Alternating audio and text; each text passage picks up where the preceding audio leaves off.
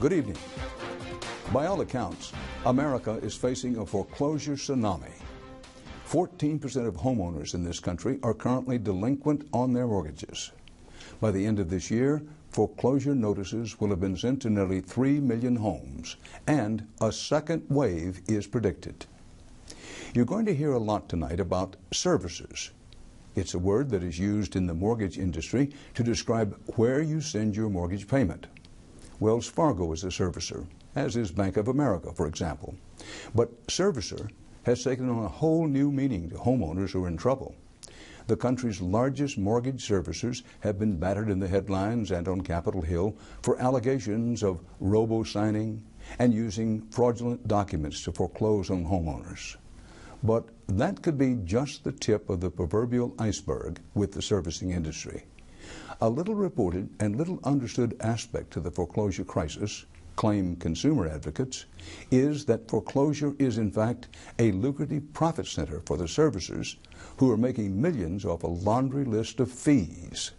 The banks who service home loans dispute this, but we've been talking to homeowners across the country who say their servicers pushed them into foreclosure instead of working with them to modify their loans. Brooke's mortgage payment was $1,500 a month. She tried to refinance, but she was underwater, meaning her home was worth less than the amount of the loan. But she heard of a new government program that promised to reduce the payments for 5 years just to keep homeowners in their homes and slow the national foreclosure bleeding. It's called the Home Affordable Modification Program, or HAMP. The government wanted banks, the same ones that had just been bailed out with taxpayer money, to return the favor and help homeowners like Belinda Brooks. But instead, many homeowners across the country say loan modifications have been a nightmare that's led them to financial ruin. And in the end result, I might be moving out of my home, getting foreclosed on, which could damage my business, which ultimately could ruin me. Belinda Brooks' story is similar to many we heard. But to understand what happened, you need a quick lesson in 21st century economics. Gone are the days of personal relationships between banker and borrower, as was depicted in the classic movie, It's a Wonderful Life. Mr. and Mrs. Martini, welcome home. Bread, that this house may never know hunger. And wine, that joy and prosperity may reign forever. Enter the Martini Castle. Today, there often is no relationship between the borrower and the lender. The banks that sold you the loan earned a fee for doing so, and then flipped it to Wall Street. Wall Street sliced and diced the loans and then sold them to investors around the world. Those investors own your loan, but the bank that sold you your mortgage is still in the picture, often serving as the middleman, collecting payments and deciding who and who does not get a modification. So the bank doesn't actually hold the paper. That's right. But it services the loan. It services a loan, and you don't have any control over who services your loan. According to Diane Thompson of the National Consumer Law Center, that is a problem when it comes to modifying loans. And so you're going to be making your payments to somebody who really doesn't have any interest in seeing you perform on that loan. When Congress wanted to know about loan modification programs, they called Diane Thompson to testify, and she spared the servicers no mercy. Servicers do not believe that the rules that apply to everyone else apply to them. This lawless attitude, created in part by financial incentives and too often tolerated by regulators, is the root cause of the robo-signing scandal, the failure of HAMP, and the wrongful foreclosure of countless American families. Attorney Kenneth Graham to talk about this victory. Welcome to Balitang America. Thank you. Let's start with you, Attorney Graham. Why do you think this victory is very historic? It's historic just because the banks have really gone out and trying to take advantage of people. And so Mrs. Palma, she worked hard trying to save her property. She thought that she had a loan modification. Everything was in good order. Then all of a sudden, she got a knock on the door from a real estate agent telling her to get out. A lot of issues, and so part of that process, the bank didn't win this one. Well, Attorney, there have been a lot of clients who've been fighting against the giant, the banks. But no favorable action yet, and this is the first case here that actually won. What did you do right? What is the winning ingredient here? In Mrs. Palma's case, the bank simply didn't respond. They took over 9 months trying to figure out who actually held the note. They don't even know themselves who is the owner of the note. So it took them that long just to figure that out. It's still not clear who holds the note, and part of that process is the judicial system requires that somebody step forward and say that they own the note. In this case, what's going to happen? The best case here, the best case scenario after this victory is that the loan will get modified? The best case is December 3rd, the judge comes back and says that the bank has no further right to exercise this loan against the property, and Mrs. Corazona, Ms. Palma, gets the property for free. Tonight we take a look at the recent mortgage crisis, Forclosuregate, as some are calling it. It has been widely reported that there are a little more than 60 million home mortgages in the Mortgage Electronic Registry System, or its acronym is MERS. If every one of the 60 million mortgages is worth $100,000, that would mean a total of at least $6 trillion in home mortgages that are electronically filed. In the Mortgage Electronic Registry System, there is no physical written record of a promissory note. In almost all states, you need that original note to prove ownership of a home. That means in almost every single state, the banks cannot legally foreclose on your home without this document. Some say the loan documents were lost on purpose because the bankers did not want their massive fraud to see the light of day. Whether the notes were lost on purpose or accident, the original notes are nowhere to be found. That is what the robo-signing part of the story is all about. It has been widely reported that foreclosure mills were creating massive amounts of counterfeit promissory notes so banks could legally foreclose on homeowners. Rachel has more. There are several layers of fraud and white-collar crime committed in this mortgage and foreclosure scheme. The lack of the promissory note is the biggest of all the problems in this chain of chicanery. Here's why. A promissory note is a financial instrument. It is in the same family as a Federal Reserve note. For example, if you copied a $100 bill and then tried to spend that copy in a store, let's say, because you lost the original, is it still money? Of course not. You would need the original financial instrument, here, a $100 Federal Reserve note, to make a legal transaction. The same is true for a promissory note. You need the original promissory note to legally complete a foreclosure. A counterfeit, or copy, of a promissory note is not a financial instrument, just like a counterfeit or copy of a $100 bill is not a financial instrument.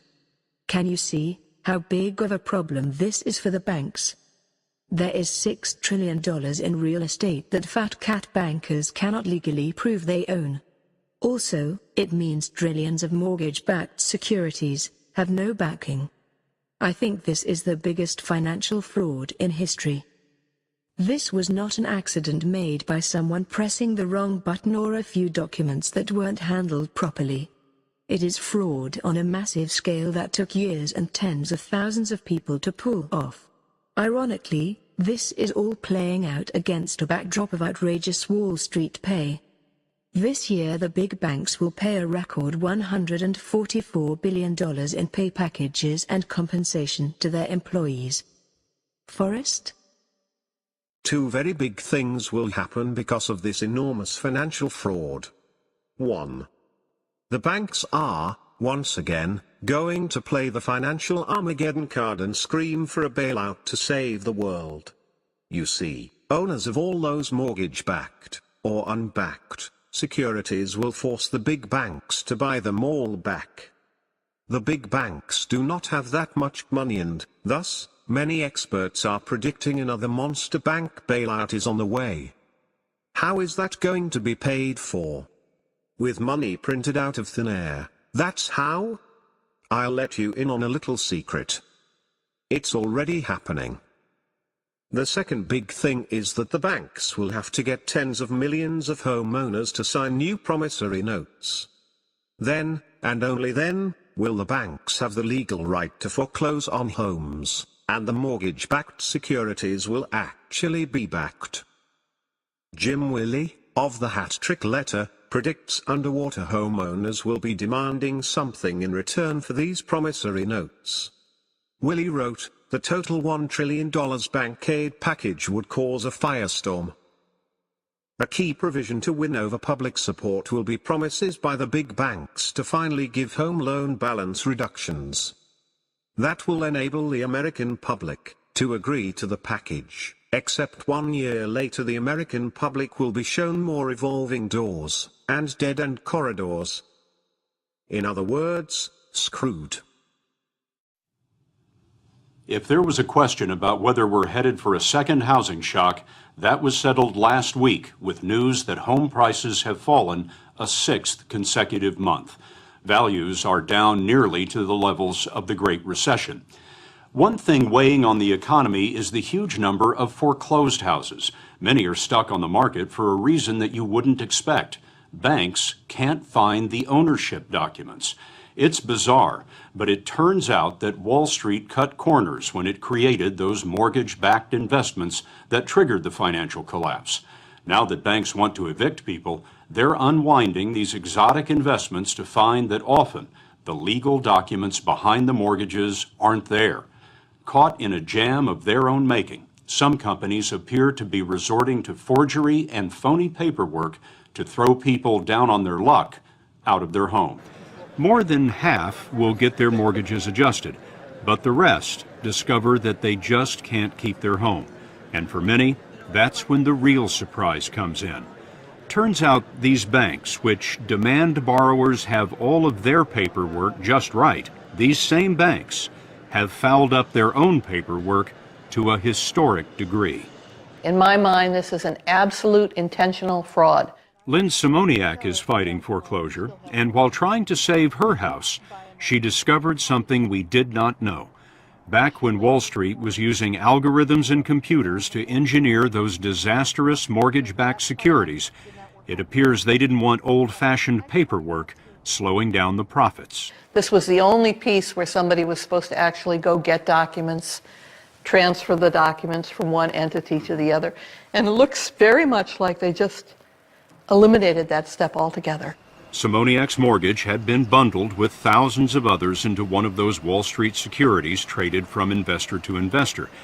When the bank took Simoniak to court, it first said that it had lost her documents, including the critical assignment of mortgage, which transfers ownership. But then there was a courthouse surprise. They found all of your paperwork more than a year after they initially said that they had lost it. Yes. Did that seem suspicious to you? Yes, absolutely. And what do you imagine? It fell behind the file cabinet? Where was all of this? We had it, we own it, we lost it, and then more recently, everyone is coming in saying, hey, we found it. Isn't that wonderful? But what the bank may not have known is Lynn Simoniak is a lawyer and fraud investigator with a specialty in forged documents. She has trained FBI agents. Curious, she used her legal training to go online and researched 10,000 mortgages. Then I began to find the strange signatures. One of the strangest signatures belonged to the bank vice president who'd signed Simoniak's newly discovered mortgage documents. The name is Linda Green. But on thousands of other mortgages, the style of Green's signature changed a lot. And even more remarkable, Simoniak found that Linda Green was vice president of 20 banks, all at the same time. All within the same week. I mean, this is a very, very active person. We went searching for the Linda Green, and we found her in rural Georgia. She told us she's never been a bank vice president. In 2003, she was a shipping clerk for auto parts when her grandson told her about a job at a company called Docs, D-O-C-X. Docs, once housed here in Alpharetta, Georgia, was a sweatshop for forged mortgage documents. They were sitting in a room signing their name as fast as they possibly could to any kind of nonsense document that was put in front of them.